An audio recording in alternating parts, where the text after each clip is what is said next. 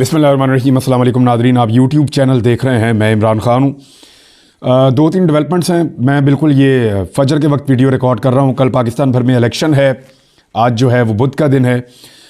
इमरान खान साहब की रात गए एक ऑडियो लीक की गई और एक तस्वीर जो है वो भी मंजर आम पर आई।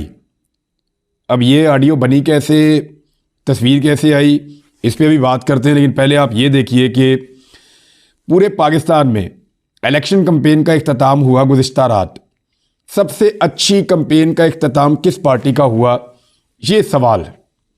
क्योंकि देखिए, अच्छे नोट पे जो चीज़ ख़त्म होती है उसके नताइज भी अच्छे होते हैं। हमें PMLN पूरे सोशल मीडिया पे, पूरे मीडिया पे कहीं पे भी कल कहीं नज़र नहीं आई। यानी उन्होंने दिन के वक्त कुछ एक्टिविटीज़ की लेकिन बात बनी नहीं। PMLN एक भी ऐसा जलसा करने में कामयाब नहीं हो सकी जैसा कोई भी जलसा नॉर्मली इमरान खान कर दिया करते थे। यानी इमरान खान का कोई एवरेज जलसा भी हो तो नवाज शरीफ अपने तमाम बड़े से बड़े जलसों में भी उसका एक मंजर पेश करने में भी कामयाब नहीं हो सके। हालात यहाँ तक थे कि अजीबोगरीब एंगल से तस्वीरें और वीडियोस बनाकर कोशिश की गई। अब पीपल्स पार्टी की कितनी मकबूलियत है वो सिंध के अलावा कहीं और निकल ही नहीं पाते और उनसे भी काम नहीं हो पा रहा। तो इलेक्शन कैंपेन का जो इख्तिताम था वो ऐसा लग रहा था कि सारी पॉलिटिकल पार्टीज़ की मायूस कुन रहेगी, क्योंकि जिस पार्टी के पास ज़्यादा अवामी मकबूलियत है उसको बाहर निकलने नहीं दिया जा रहा। तो ऐसा लग रहा था एक जैसा ही होगा और इसका इख्तिताम हो जाएगा और बात ख़त्म हो जाएगी। लेकिन फिर रात को अचानक कुछ हुआ। यानी 6 महीने मेहनत की गई कि अवाम इस आदमी की आवाज़ ना सुन सके। 6 महीने मेहनत की गई कि इस आदमी की कोई तस्वीर अवाम ना देख सके।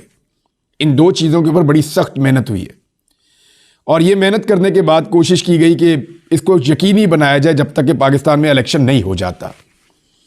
और रात को किसी साइंटिस्ट ने एक अजीबोगरीब तरीके से वो ऑडियो जो एडिटेड ऑडियो है, वो ऑडियो जिसके साथ सबटाइटल्स लिखे हुए हैं, वो ऑडियो जिसको चुना गया था कि इसके ज़रिए से इमरान खान को ख़राब करना है या इसके ज़रिए से इमरान खान को डीफेम करना है या इसके ज़रिए से इमरान खान को सियासी तौर पे नुकसान पहुंचाना है, वो ऑडियो मखसूस लोगों के ज़रिए से मंजर आम पे आ गई। अब ये ऑडियो आई जनाब कल रात को मंजर आम पे।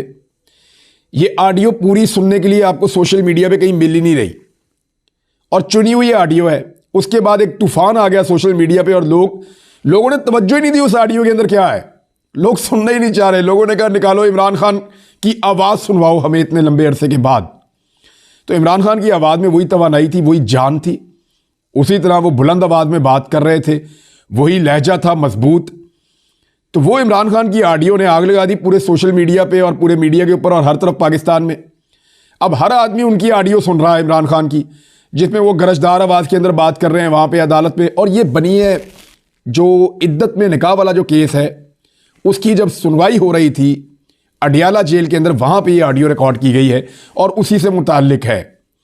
अब इमरान खान को जलील करने के लिए, उसको नीचा दिखाने के लिए ये ऑडियो निकाली गई। लेकिन मुझे इस बात पे पहले भी बड़ा यकीन था और कल रात को तो और यकीन आया कि इज़्ज़त और ज़िल्लत अल्लाह ताला के ही हाथ में है और वो हर पल हर लम्हा आपको बता रहा होता है।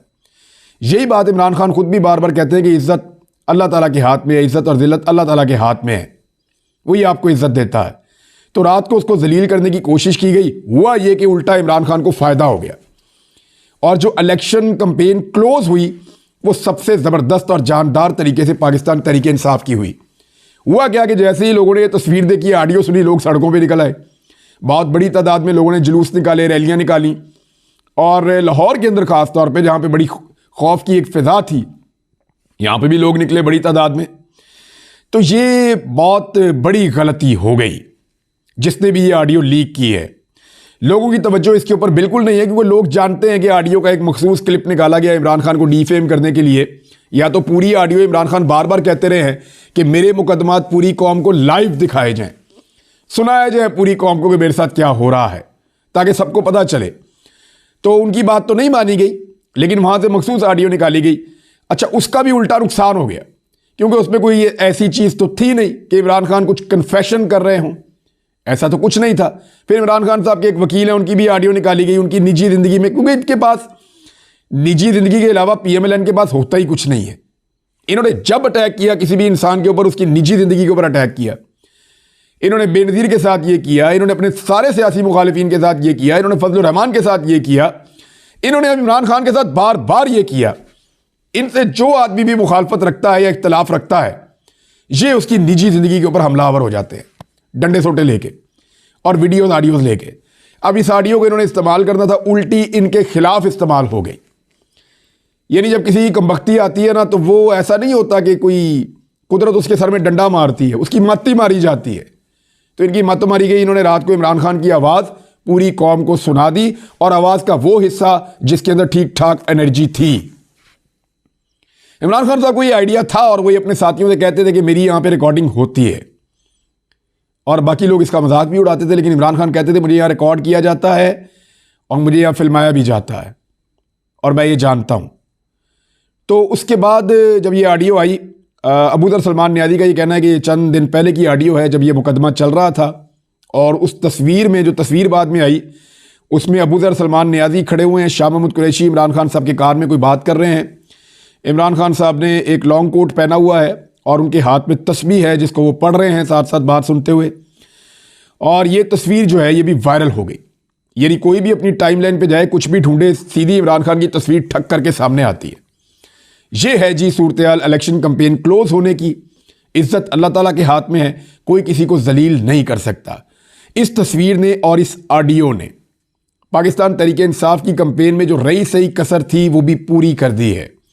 जो पार्टी गिरफ्तारियों के बावजूद नहीं टूटी, जो पार्टी कागजात छीनने के बावजूद नहीं टूटी, जिस पार्टी के लोगों को तोड़ने के लिए बेबहा पैसा और ताकत इस्तेमाल की गई, जिस पार्टी को दबाने के लिए मायूसी फैलाई गई, और जिसको ये कहा गया कि वोटर निकलेंगे ही नहीं, हर तरह के हथकंडे इस्तेमाल करने के बावजूद जो पार्टी ख़त्म नहीं हुई, आखिरी रात किए जाने वाला एक हरबा वो भी उल्टा पड़ गया। और हुआ ये कि वोटर और सपोर्टर के अंदर एक नई जान पड़ गई है पाकिस्तान तहरीक इंसाफ के। देखना यह है कि अब कल वाला दिन जो आ रहा है 8 फरवरी, इमरान खान को तो इस दिन का इंतजार है, बड़े लंबे अरसे से वो कह रहे हैं जी 8 फरवरी आएगा, मैं इलेक्शन जीतूंगा, 8 फरवरी आएगा, अवाम सारी सूरत बदल देगी। उनका यह कहना है कि उनको नहीं रोक पाएगा कोई भी निज़ाम 8 फरवरी को। अगर इमरान खान को रोकने की कोशिश की गई या उनकी पार्टी को इस वक्त दबाने की कोशिश की गई या 8 फरवरी को एक मखसूस हद से ज़्यादा धांधली करने की कोशिश की गई या झुर्दू फेरने की कोशिश की गई, तो आलमी मीडिया ये सारी चीज़ें ऑलरेडी रिपोर्ट कर रहा है। स्काई न्यूज़ यहाँ पे मौजूद है, BBC, CNN, Al Jazeera, Fox News यहाँ पे मौजूद है। तमाम मोतबर आलमी इदारे यहाँ पे अपने नुमाइंदगान समेत मौजूद हैं, और वो बारहा ये रिपोर्ट कर चुके हैं कि पाकिस्तान में प्री पोल रिगिंग की इंतहा हो चुकी है। वो ये कह रहे हैं कि इस इलेक्शन की सबसे फ्रंट पे खड़ी हुई जो पर्सनैलिटी है वो इमरान खान है, और इमरान खान जो है वो नाकाबिले मुकाबला हद तक इस वक्त आगे जा चुके हैं, और बाकी पॉलिटिकल पार्टीज को बैकिंग की जा रही है एस्टेब्लिशमेंट की जानिब से, और उनको जितवाने की कोशिश की जा रही है इमरान खान के मुकाबले में। ये आलमी मीडिया रिपोर्ट कर रहा है और बार बार रिपोर्ट कर रहा है, वो तो इससे भी ज़्यादा वाज़ेह अल्फाज में रिपोर्ट कर रहा है। लेकिन यहाँ पाकिस्तान में बैठे हुए हम लोगों को थोड़ी एहतियात से काम करना पड़ता है, और उसकी वजह आप समझते हैं। लेकिन मामला बड़ा सादा है और बड़ा सीधा है कि अगर वोट के ऊपर फैसला हुआ तो कल रात को पाकिस्तान तहरीक इंसाफ पाकिस्तान की नई तारीख लिख देगी, ये नज़र आ रहा है। मिसाल के तौर पे आप, मैंने पिछली वीडियो में जिक्र किया था सरताज गुल वज़ीर का, तो अब आप देखें कि उनके साथ क्या हुआ।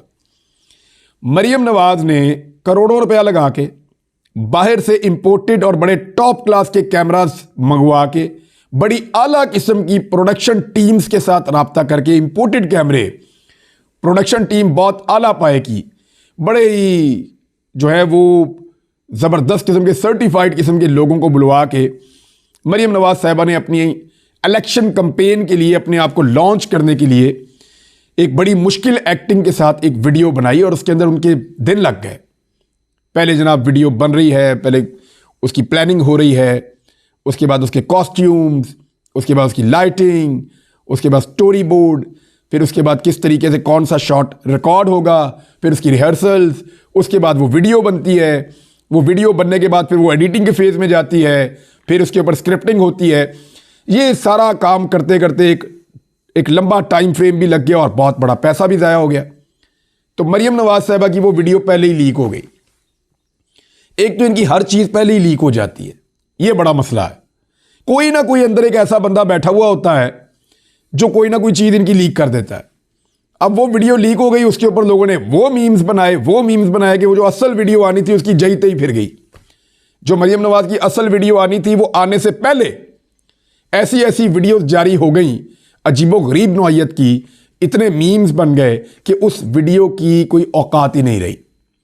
अच्छा, होता क्या है कि इतना पैसा लगा के इतनी वीडियो बनाई, कल रात को जरताज गुल वजीर ने फैसला किया कि वो एक रैली निकालेंगी और एक जलसा करेंगी, क्योंकि एक कंपेन खत्म हो रही थी। इससे पहले वो डोर टू डोर जा रही थी गिरफ्तारी अवॉइड करते हुए, जैसे पीटीआई के कैंडिडेट कर रहे हैं। तो उनको डीजी खान में सख्त मुजामत का सामना करना पड़ा और पुलिस की भारी नफरी वहां पे पहुंच गई। वो वहां चौक के अंदर ये कुर्सी रख के बैठी हुई है और चंद सेकंड की एक वीडियो है, ये छोटा सा क्लिप आप देख लें, ये 3-4 सेकंड का। अब इस वीडियो को देख लें और मरियम नवाज की सारी मेहनत को देख लें, पानी फेर के रख दिया। यानी मैं फिर वही बात कहूंगा कि इज्जत और जिल्लत अल्लाह ताला के हाथ में है। कहां पे इतना पैसा खर्च किया, इतना टाइम खर्च किया, इतने बंदों ने मिलकर काम किया, और कहां पे पुलिस भी भेजी गई इंतजामिया की तरफ से, और वो वहां पे बैठी और बैठ के उसने हार मानने से इनकार कर दिया। फिर वो पीटीआई का झंडा लेके निकलती है चौक के अंदर और आहिस्ता आहिस्ता लोग इकट्ठे होना शुरू हो जाते हैं। वहां पे ठीक ठाक पुलिस ने लाठीचार्ज भी किया, बच्चों के ऊपर, खवातीन के ऊपर भी तशद्दुद हुआ। हमने देखा एक बड़ा ड्रामा था जो लगा रहा डीजी खान में, लेकिन उसके बावजूद जरताज गुल वजीर ने वो रैली भी निकाली, वो खिताब भी किया और वो सारा माहौल बना भी दिया।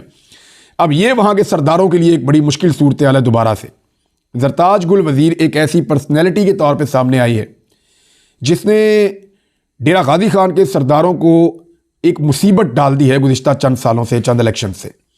और इस मरतबा भी अगर इलेक्शन में 50% धांधली भी कर ली जाए तो फिर भी जरताज गुल वजीर जीत जाएगी एक बड़े मार्जिन के साथ। वहां से जो सर्वेज आ रहे हैं वो तो ये बता रहे हैं। एक और खबर है जी, वो जहांगीर तरीन के लिए है और वो भी बड़ी मजेदार खबर है। सबसे ज्यादा अगर किसी को नुकसान हुआ ना बल्ला छिन जाने का, तो वो जहांगीर तरीन को ऐसा लगता है हो रहा है। उनका एमएनए बनने का ख्वाब जो है वो पूरा करने के लिए तो पूरी रियासत को जोर लगाना पड़ेगा, और मुझे लगता है शायद लगा भी दे, हो सकता है एमएनए बना भी दे। लेकिन अब तो मुझे यानी हो सकता है, मैं कह रहा हूं, लेकिन जहांगीर तरीन का जीतना इस वक्त इस पार्टी में जो लोग इलेक्शन लड़ रहे हैं चीदा उनमें सबसे मुश्किल होता चला जा रहा है। मुल्तान में आमिर डोगर तो सवाल ही पैदा नहीं होता कि वो काबू आए, उनकी तो ग्रिप ही बहुत ज्यादा है।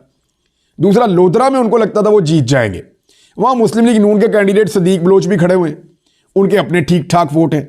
अब पीटीआई का जो बाकी मानदा वोटर था उसके अंदर से तरीन साहब चाह रहे थे कि मैं एक बड़ा पैच निकाल लूं और मैं मैनेज करके इलेक्शन जीत जाऊं। लेकिन क्या जहांगीर तरीन वहां से इलेक्शन जीत सकते हैं, ये बड़ा सवाल है। उनके लिए पहले एक कैंडिडेट बैठा दिसंबर में, दूसरा बैठा जनवरी में, एक और खातून वो बैठी फरवरी में।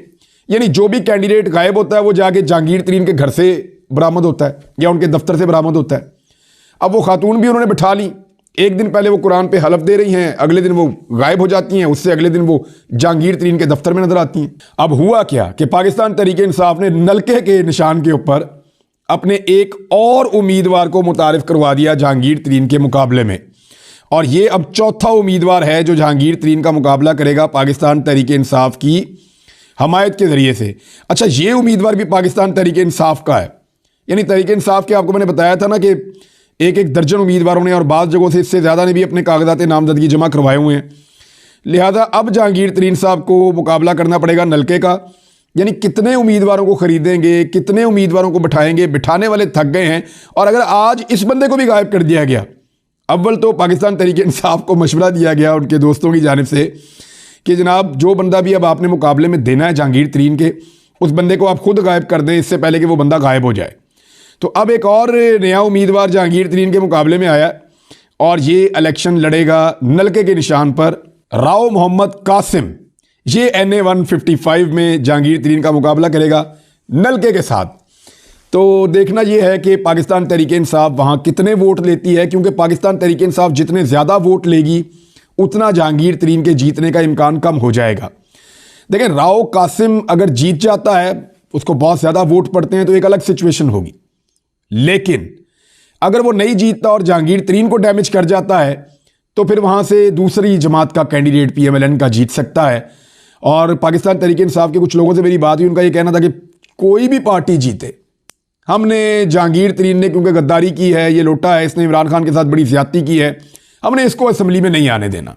ये पाकिस्तान तरीके इंसाफ के कुछ लोगों ने मुझे कहा। देखते जहांगीर तरीन से किया हुआ वादा कैसे पूरा होता है और क्या वो वाकई असम्बली में आ पाते हैं या नहीं आ पाते। अब तक के लिए इतना ही। अपना ख्याल रखिएगा, अपने इस चैनल का भी। अल्लाह हाफ़िज़।